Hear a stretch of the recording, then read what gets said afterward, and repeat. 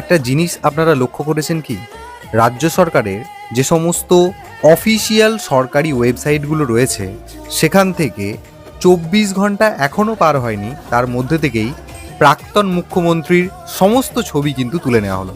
দেখুন, এটা হচ্ছে বাংলার শিক্ষা পোর্টাল ওয়েবসাইট। এখানে কিন্তু মুখ্যমন্ত্রীর ছবি দেখতে পাওয়া যেত, দেখুন নেই। আমি এর সাথে সাথে আরও প্রচুর সরকারি ওয়েবসাইট শেয়ার করছি, সেখানেও আপনারা ঘাঁটলে দেখতে পাবেন যে কোনো ওয়েবসাইটেই কিন্তু মুখ্যমন্ত্রী মানে প্রাক্তন মুখ্যমন্ত্রীর ছবি কিন্তু তুলে নেওয়া হয়েছে। দেখুন, এটা একটি সরকারি স্কলারশিপ পোর্টাল, এখানেও কিন্তু মুখ্যমন্ত্রীর ছবি ছিল, একদম সম্পূর্ণ ফাঁকা। এটা ই ডিস্ট্রিক্ট পোর্টাল, এখানেও মুখ্যমন্ত্রীর ছবি ছিল, সেখান থেকেও তুলে নেওয়া হয়েছে। এটা স্ট্যাম্প রেভিনিউ এর ওয়েবসাইট, এখানেও কিন্তু কোনো ছবি নেই। আপনারা জাস্ট একটু ঘাঁটলেই মানে মানুষের বিভিন্ন দুষ্টুবুদ্ধি হয়, তো আমি একটু ঘেটে ঘেটে দেখছিলাম আর কি, তো এই জিনিসটা নোটিস করলাম।